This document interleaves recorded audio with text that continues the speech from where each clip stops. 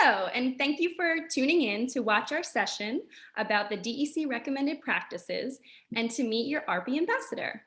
You might be wondering what exactly that is, but don't worry, you'll find out very soon.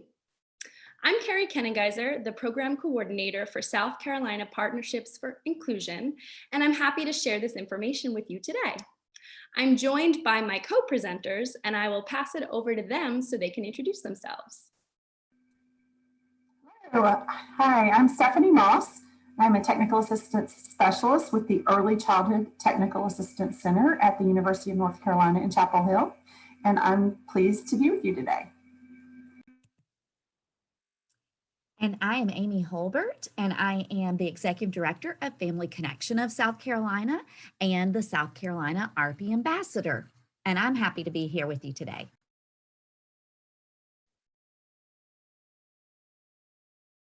Thank you. So in this session, you will learn about the DEC Recommended Practices, or aRPs, and how they support children's access and participation in inclusive settings, become familiar with the ECTA suite of resources that support the use of aRPs, meet South Carolina's aRPy ambassador and learn more about her role, and discover initiatives in our state connected to this work to support children and families. So what is DEC? Well, DEC is the Division for Early Childhood out of the Council for Exceptional Children, which is CEC, and it's an international membership organization for those who work with or on behalf of young children 0 through 8 with disabilities and other special needs and their families. Membership includes practitioners, parent and family members, program administrators, higher education faculty, researchers, policymakers, professional development professionals, and technical assistance specialists, as well as students. And the DEC priority issues are achieving high quality inclusion, acknowledging and addressing bias, responding appropriately to child behavior, creating and maintaining strong family partnerships, adequately equipping a highly effective workforce, and providing high quality environments, interactions, and supports. So if you're familiar with South Carolina Partnerships for Inclusion, or as we sometimes call ourselves, SCIPI, you'll notice that the DEC's priority issues align with our work. Well, that's because our work is highly influenced by the DEC. So as you may know, SCIPI's mission is to increase inclusive opportunities and school readiness for preschool children with IEPs in our state. We do this by supporting districts to build local capacity and sustainability through the creation of cross-sector preschool inclusion leadership teams. We support those teams with their development and with strategic planning activities to expand inclusive opportunities in their communities. We also provide technical assistance to promote the use of evidence-based practices. The image you see on your screen is a visual representation of 3 key principles of early childhood inclusion that are used to collectively identify high-quality early childhood programs and services. And this comes directly from the joint position statement that was put out in 2009 by the DEC and NACE, or the National Association for the Education of Young Children. Again, if you're familiar with us, this will probably look and sound very familiar as our work is heavily grounded in the work of the DEC. So access, which is providing access to a wide range of learning opportunities, activities, settings, and environments. Participation, which is using a range of instructional approaches to promote the engagement in play and learning activities, and a sense of belonging for every kiddo, and supports, an infrastructure of system-level supports like professional development, shared training, scheduling, opportunities for communication and collaboration among families and professionals, and the various stakeholders, is so important to undergird the efforts of individuals and organizations providing those inclusive services to children and families. So all of those pieces are necessary to ensure that the needs and priorities of young children with disabilities and their families are met in inclusive opportunities. So, what are the DEC recommended practices then? Well, a DEC initiative that bridges the gap between research and practice, offering guidance to parents and professionals who work with young children who have or are at risk for developmental delays or disabilities. So the aRPs were first developed by DEC in 1991 to provide guidance to the relatively new fields of early intervention and early childhood special education. In the late 90s, work was undertaken to revise the initial set of practices and establish the evidence base for the practices through an extensive review of the literature. Through recent collaboration with the Early Childhood Technical Assistance Center, or ECTA, the practices have been revised and updated, and a new set of DEC recommended practices is now available. aRPs should build on, but not duplicate, standards for typical early childhood settings. The purpose of the DEC recommended practices is to highlight those practices specifically known to promote the outcomes of young children who have or are at risk for developmental delays or disabilities, and to support their families in accordance with that DEC NACI position statement on early childhood inclusion. And these practices really represent those essential or biggest bang practices. They are supported by research, by values, and by experience. They are observable. They represent the breadth of the topic area and are not disability specific. They can be delivered in all settings, including natural environments and inclusive settings. So as I stated before, this is directly tied to the work we do here at Skippy. The recommended practices are intended to be used by individuals working across a variety of early childhood settings, providing services to young children who have or are at risk for developmental disabilities or delays.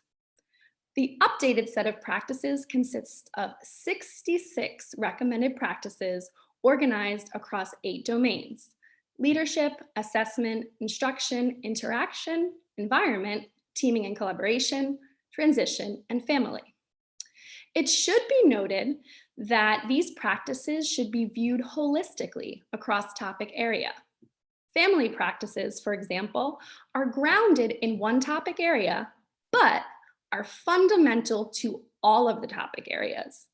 DEC believes that when practitioners and families have the knowledge, the skills, and the dispositions to implement these practices as intended, children who have or are at risk for developmental delays or disabilities and their families are more likely to achieve positive outcomes, and families and practitioners are more likely to help children to achieve their highest potential. Let's focus in on family and take a deeper dive into those practices. So family practices refer to ongoing activities that, one, promote the active participation of families in decision-making related to their child, such as assessment, planning, intervention. Or 2, lead to the development of a service plan, for example, a set of goals for the family and the child, and the services and supports that are needed to achieve those goals. Or 3, support families in achieving the goals that they hold for their child and the other family members.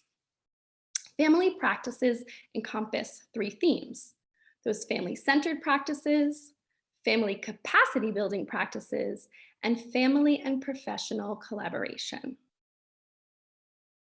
So here's an example of a practice in the family domain. Practitioners build trusting and respectful relationships with the family through interactions that are sensitive and responsive to the cultural, linguistic, and socioeconomic diversity. Here are some ways you might demonstrate or make that practice live. A classroom teacher using a communication journal to share information with the family about how their child is progressing, and in turn, for the family to share information about how their child is doing at home. A special instructor offering to meet with the church nursery staff to share strategies that will enable the child to successfully participate in Sunday school. An occupational therapist bringing along an interpreter on her visits so that the family who does not speak English understands the strategies she's suggesting. A home visitor greeting the family in their primary language and removing shoes at the door to demonstrate her respect for the family's culture and circumstances. Or a service coordinator sharing information about the family's rights in the format and language with which the family is most comfortable.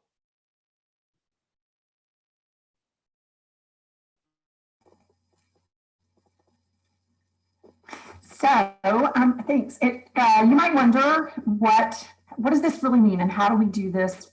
What does this do for families? You've heard a lot about the recommended practices, a nice introduction to what they mean and where they came from, how they came to be.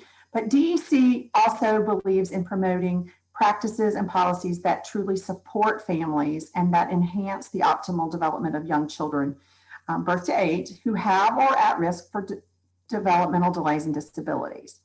Obviously, direct benefit to families. DEC also provides guidance on practices related to better outcomes for young children with disabilities or delays, their families, and the professionals who serve them.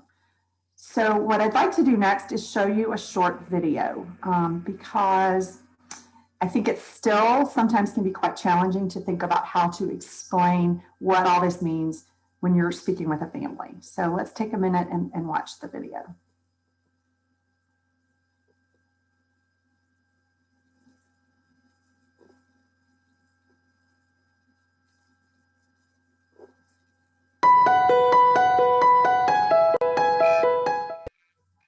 Families need a full set of information for informed decision making, and these practices level the playing field.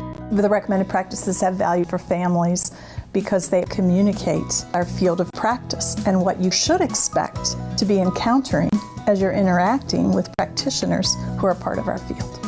I think it's a great resource for families because if you can walk into an IFSP or an IEP conference and you can say, this is what I'm looking for my child. I want to see this happening in this program.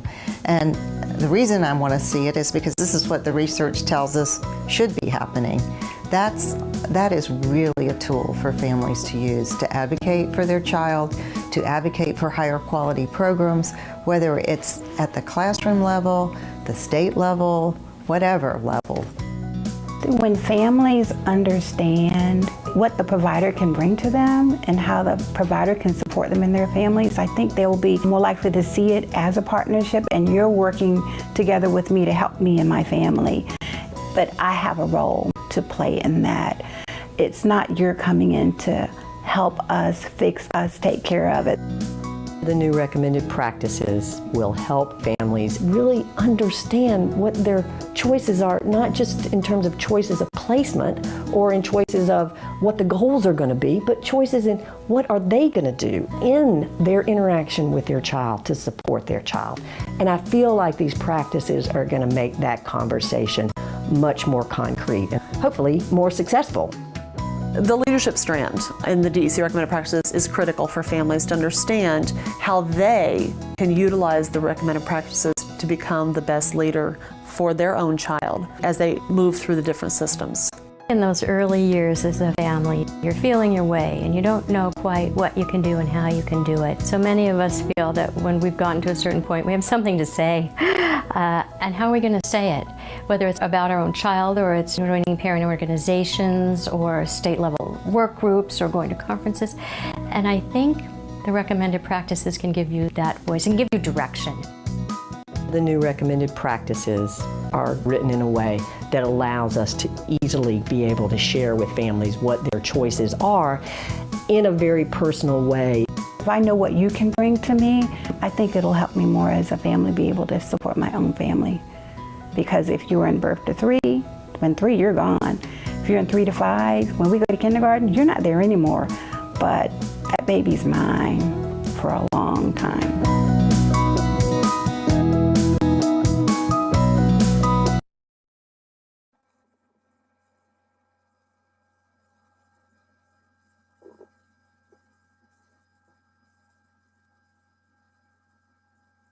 So I hope that gave you some ideas and some thoughts about why you would want to share this information with families and how you might begin to share it with them, make it really relevant to their situation or what where they are in their journey, and how the practices can help them support them and build their capacity and confidence to continue to be their child's best advocate.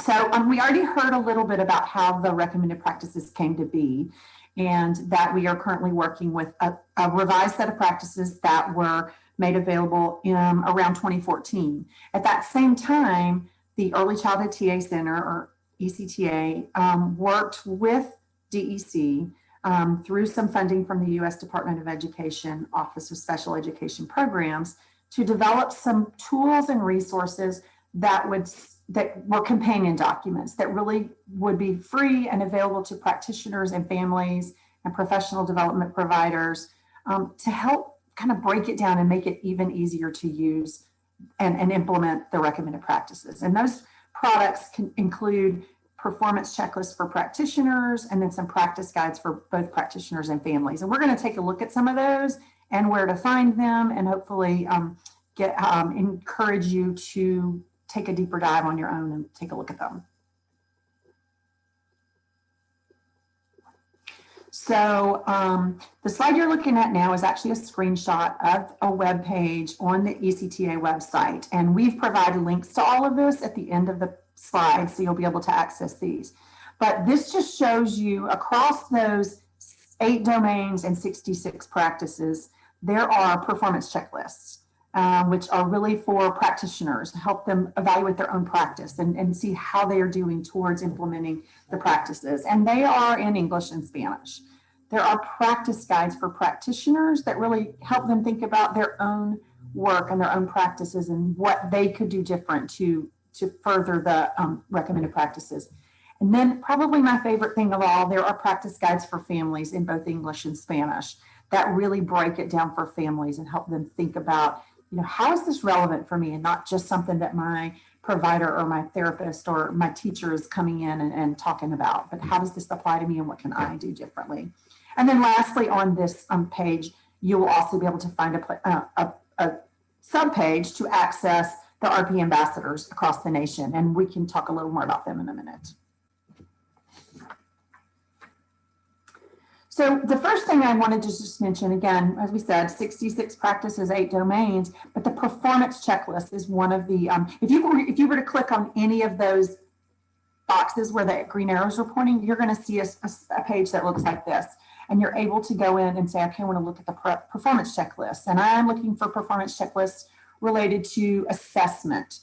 You would click on the assessment link on this screen, and it would take you into all of the practices related to assessment. You'd be able to look at all of the performance checklists related to assessment and the recommended practices. And this is what one of those performance checklists would look like. This is actually one on team collaboration. Families are full team members, and it's a checklist. But the blue arrow at the bottom also reminds you, which is nice, it's a really nice little tool, tells you what recommended practices this relates to, what it supports and what the link. So it helps you always connect the dots and pull it back together. But this is, again, this is intended to be more of a self-assessment type tool. So a practitioner might pick this up and say, I want to look at my own practices. I want to really reflect on how I'm doing, and I want to see what I might need to do better or different. And so you'll see it's a self-rating kind of scale, seldom or never, some of the time, as often as I can, or most of the time. And so the person could go down the list and ask themselves about each of these practice characteristics and whether or not it was something they needed to work on. I would caution that this is not intended to be something that a supervisor might pick up and use as a performance evaluation for an employee, but really, like I said, truly a self-reflection type document for your own continuous improvement and growth.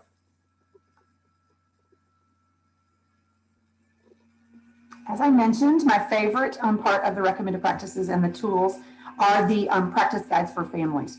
This one is a practice guide for families. This is the practitioner one, and we'll look at the family one in a second, but this is related to teaming and collaboration, again, helping families be full team members. And every one of the practice guides, whether it's for practitioners or for families, are laid out exactly the same way. So I really want to point out kind of the features of each of these documents so that you can see and you can know what to expect no matter what practice guide you pull up.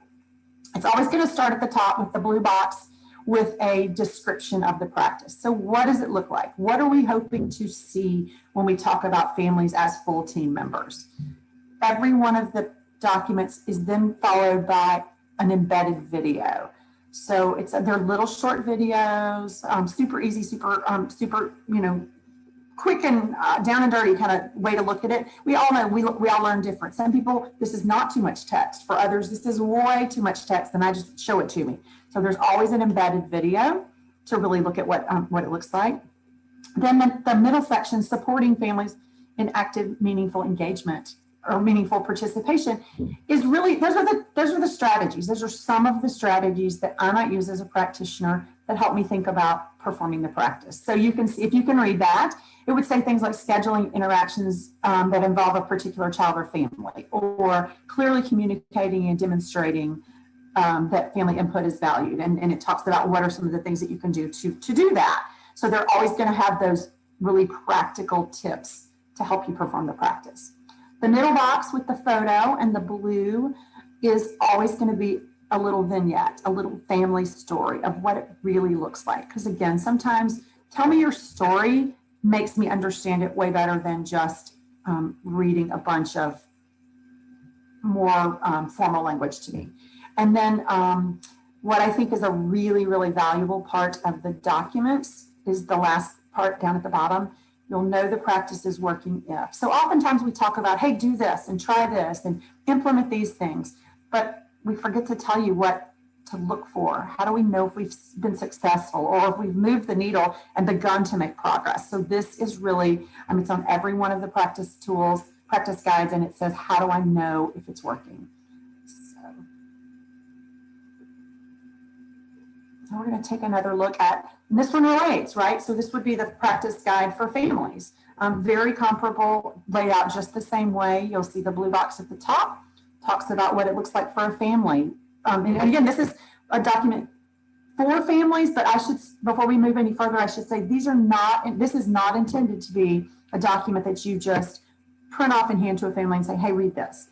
I would really recommend that we would recommend that you use this in a dialogue with a family. If a family is really struggling with finding their role as a team member or how to participate meaningfully, actively, in a way that feels productive to them and valued and rewarded, we'd have a conversation. So we would start with, what does it look like? What would it look like if you were working well with other team members, if you felt like a valued member, an equal member of the team? So we'd start with the description of the practice. We might show them the video. If that's again a better way for a certain family to get this information and receive it and understand what we're talking about, we might show the video. Certainly would want to spend some time talking about what are the next steps. What does it look like? What are the practices? How might I do this? And so, for example, one of the bullets says, allow enough time for each of you to talk and really listen to each other. So maybe you're working with a family member who talks and talks and talks and talks and talks and doesn't allow time to listen. Or maybe that parent doesn't feel listened to. So again, strategies that you can help them think about you might even have a conversation before the next team meeting and really use a document like this to help them prepare so that they come in and feel ready to participate. Again, just like on the practitioner practice guide, you've got the little quick peek, which is the vignette that tells an actual story of how it might look in real life. And then again, how will we know if it's working? And so for the parent who's maybe after that team meeting, you sit back down with them and you follow, how do you think that went? Did you feel like people listened to you? Did you feel like you were able to share your concerns and your hopes and dreams for your child? And that family, this might be how you kind of frame that. Did you and the other team members feel heard and listened to? Was the conversation calm and focused on solutions? So again, it's a really nice document to guide those conversations with families.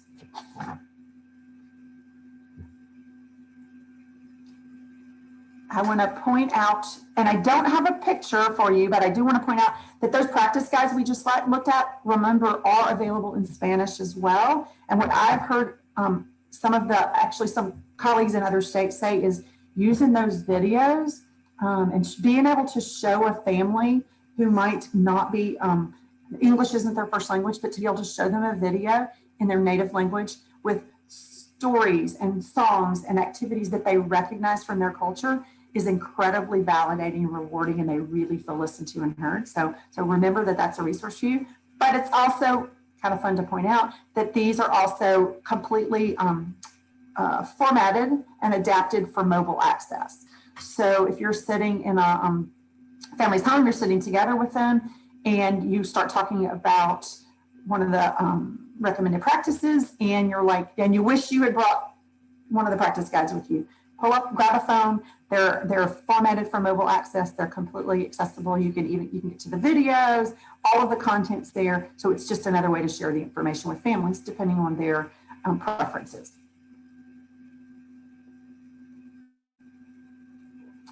And so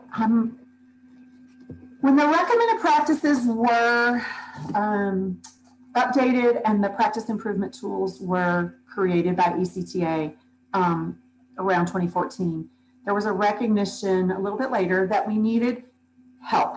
We needed help across the nation to raise awareness of the practices and of these tools and of the importance and why we needed to get that information out there. And so I think it was in 2016, an initial cohort of ambassadors were recruited. And those were, initially, those were people who were involved in Part C, early intervention, Part B, preschool special education, pre-service development, so faculty at colleges and universities, and in-service, so professional development and technical assistance providers across the nation. Volunteers who were supported to learn about the practices and to help given some tools and resources to promote and kind of embed the content in the work they were already doing. Last year, fast forward to 2020, last year we decided collectively that it was probably long past time to focus on how do we get the same information into the hands of families? How do we make families aware of the recommended practices? When we give families information, we empower them to be better advocates for their children. When we give them this sort of information, we help them know what to expect and to hold their programs and their service providers accountable to high quality services for their children. So we recruited a second cohort of ambassadors and included in that cohort an initial 10 family ambassadors across the nation. Now that doesn't sound like a lot, but you got to start slow and build it up and get everybody up to speed and use that kind of groundswell to continue to grow it. So we have 10 ambassadors currently in practice across the country, and their role, along with the others who are professionals, is to raise awareness about the recommended practices, to share the materials with families, with professionals, with anyone who will listen, let's be honest, and to collaborate at the local, regional, and state levels to continue to talk about why these are so important and why these are so integral to improving systems, services, and outcomes for young children. So it is my great pleasure to turn it over to your aRPy ambassador from South Carolina, Amy. Thank you, Stephanie. Hi, I am Amy Hlbert, and I am the Chief Executive Officer, Family Connection of South Carolina, and your South Carolina aRPy ambassador. representing families. And one of the folks that Stephanie mentioned that was new last year and working into this year as well. So each of the aRPy ambassadors, we were trained in all of the materials that Stephanie went over, the wonderful materials that are out there online, as well as some of the other ambassadors across the country, and learning tools and techniques, PowerPoints, and different ways that other states have spread the word and tools that they have created. And we're each asked to create and propose an action plan for their state. So I have here for you to take a look at South Carolina's proposed action plan. And of course, the first goal is to increase awareness about the DEC and DEC recommended practice, the practice improvement tools, and the ambassador's role across the state.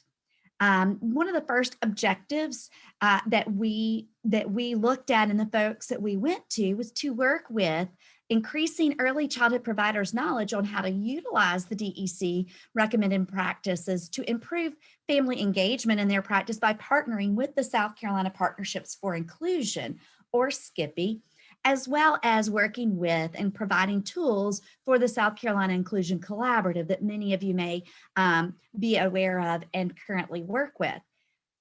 The second objective that we have is to promote the use of by convening a team of early childhood stakeholders to discuss South Carolina's early learning standards and to take a look at our current learning standards and seeing how the DEC recommended practices are either currently embedded or do we need to have some of our practices updated. We have convened already one meeting of the stakeholders, and this work will also be carried out in conjunction with the preschool development grant and folks in South Carolina, where we're looking at building an infrastructure for families and professionals and those of you working in early childhood and the preschool settings. And the last objective that we have, of course, is to increase the parents' understanding of family engagement in the practices by providing parent training and creating and disseminating materials that are either, like Stephanie said, the materials that are found online are not they don't want us to download those and hand out that information to families as a handout or a tip sheet. But what we've worked on over the past year is developing materials that have the information from the recommended practices embedded in a way that families understand in a language that they understand so that they can, like Stephanie mentioned, help to ask the right questions or have the information to ask the right questions around empowering them around having an inclusive setting for their child with a disability, for instance. So what are some of the things that we have available to you that we are offering to you today as a way to take advantage of or participating in our action plan? And first of all, we have a set of trainings that we have created in conjunction with the South Carolina Partnerships for Inclusion that if you all are out there and are interested in, it's very easy. All you would have to do is get in touch. We will have information. You could get in touch with Carrie and her group, or you could get in touch with me at my group, and we can come and discuss with you what you might feel like might be available or useful for your staff or for your families in your particular setting. So we have those broken down into 3 different 1-hour trainings. For instance, one being an overview really of the DEC recommended practices are for families too, and just really explaining either to families or both to professionals about the recommended practices. What are they? How do you use the tools? How do you find it? And along with some case studies and making it interactive so that we open up a dialogue to really discuss in particular how your setting may very well want to work on and or improve family engagement in your particular setting. The second one is on transitioning and what every parent needs to know. And that training has been developed using the DEC recommended practices and some of the videos. We know as a parent center, just like you do, but as a parent center, we know what it feels like on the other side, that when it's time to transition from an early intervention setting to then going to a preschool setting, for instance, from that part C to part B, how that can be often difficult and misunderstood a lot of times by parents. So we've created some parent-friendly materials and guides and a training to go along with that, for parents, but also for staff to have available and ways to help support you all as well. And then again, that transition that we often find with once we're comfortable with preschool setting and going to that kindergarten setting, and how do we help families make that transition? And then the third part of the technical assistance training series would be developing a social and emotional toolkit for families. And this was developed with, again, with the partnership between South Carolina Partnerships for Inclusion and Family Connection as your parent center, using materials from NCPMI. And along with that work and our pyramid model that South Carolina, that work that we have also been involved with, Family Connection of South Carolina, we have 3 early childhood family engagement managers who are trained to be part of the master cadre for our own South Carolina pyramid model work. In that, we have developed some tools and some trainings that are specific for developing the social and emotional trainings for families in particular.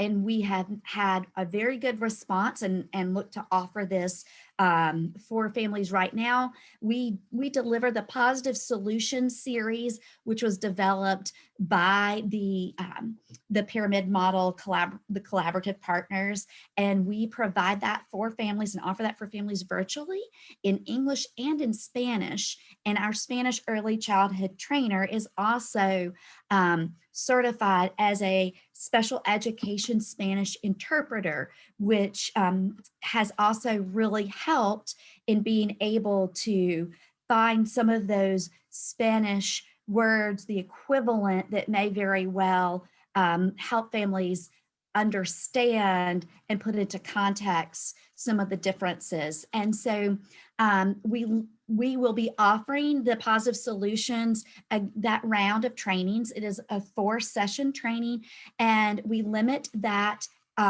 to between 6 to 8 families, because the idea is that the families also connect with one another. So that series will be offered and open. The registration is open now and will start in March again for the 3rd round of offering that series. And I'll give you that information on where to find and send that information to your families to register. Our early childhood trainers will call the families that register each individually by telephone to ensure that they understand how to use the technology, make sure they know how to, that we know what type of technology, whether it's a telephone or an iPad that they're using. And then we also send them a packet, a workbook, as well as all of the different skill building activities that they would do if we were in person going through the Positive Solution training. And we send that to them in the mail, and then we do that with them in an interactive setting online. So that's another reason that we limit those that participate. And so we will offer this once a quarter, so 3 to 4 more times in this calendar year.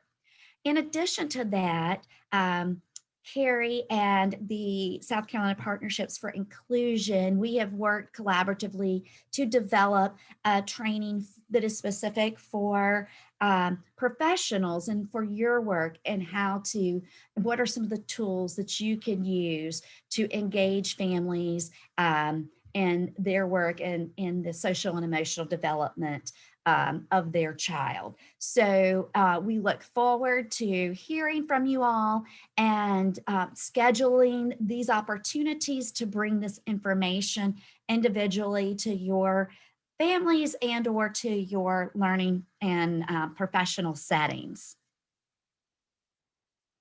Next slide.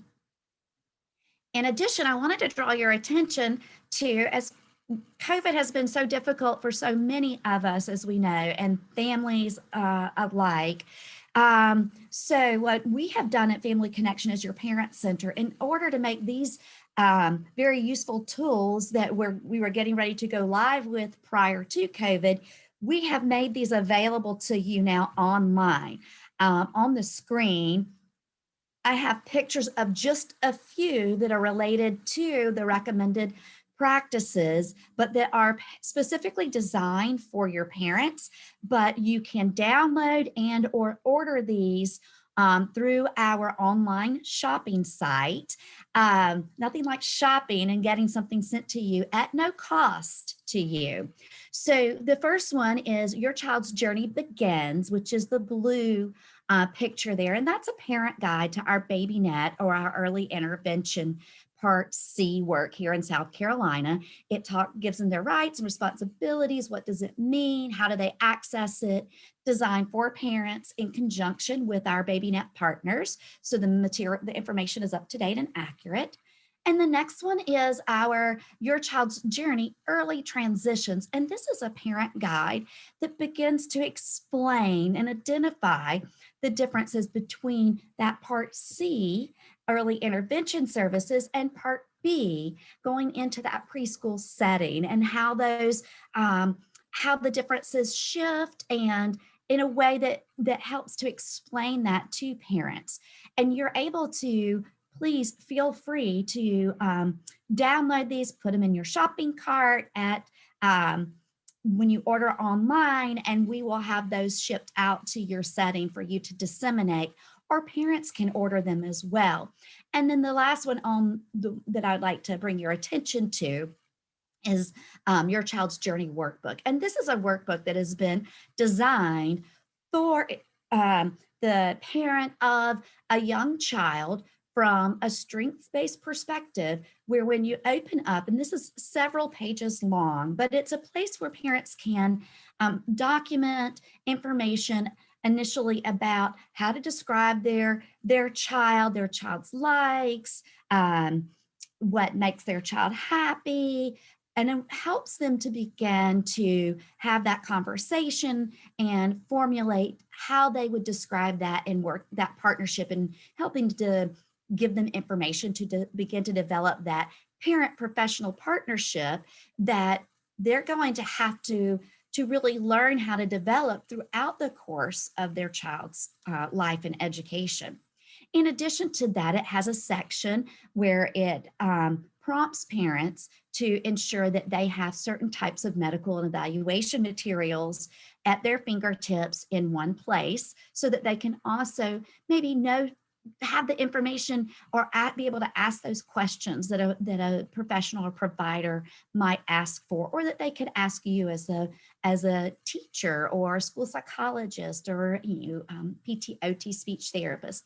And then at the third section of the workbook is really a place to describe what it's going to be like to go into and be a part of specifically an IEP meeting. What are some of those questions, how to document that, and helping to prepare them for being an active participant and partner in that process moving forward. Again, these are at no cost for you to download and have shipped. And we really do encourage you to do that and along with, there are many tip sheets that we have developed that when you go online, they are made available in a PDF format as well, so that you can just download them and have them accessible to you to run off and disseminate. These parent guides, however, because of their length, we encourage you to order them because they will come in these, several pages and these beautifully designed workbooks. Next slide. So, how do you get involved from today on? First of all, I would encourage you to, if you are not already, participate with the South Carolina Partnerships for Inclusion. That is Carrie's group, and if you are involved with them, it's very easy. You can follow up with Carrie and Dr. Heather Gouge at the University of South Carolina, and we will and are working together to organize any of the training and technical assistance. If from our end, you would like to host a family training at your site, or want to see what Family Connection has available for your parents or your staff, you can easily request a training to our Director of Training, Suzanne Winger, and I have provided you with her email information. And I would also encourage you to access the different wonderful materials that are available online at ACTA's website, which we've included, and then we will also give you the different links for the specific materials as a resource list that Stephanie went over and mentioned to you all, so that you can see exactly where to find those online to encourage your use of the DEC recommended practices. Thank you so much for your attention today. I look forward to hearing from you. I thank everybody, all of my presenters, for presenting, with allowing me to have this time as well. I'll turn this over now to Carrie. Thank you, Amy, and thank you, Stephanie. So like Amy mentioned, if you would like more information about Skippy and the services we provide, if you currently don't have a team and would like to get your preschool inclusion leadership team together, or if maybe you have a team and you need some supports, you can always reach out to us by a few ways. You can go to our website, which you'll see on the screen. You can use that contact button, or you can also email us at skippy@mailbox.sc.edu. And if you're not signed up for our newsletter, you can see where you can do that right at the top. You can click subscribe, because that gives you monthly newsletters and special alerts on other training opportunities and resources that you don't want to miss out on. So thank you again to Stephanie and Amy, and thank you for all of you that tuned in today to watch this session. We hope you enjoyed it, and we hope you enjoy the rest of the virtual conference. Bye, everyone.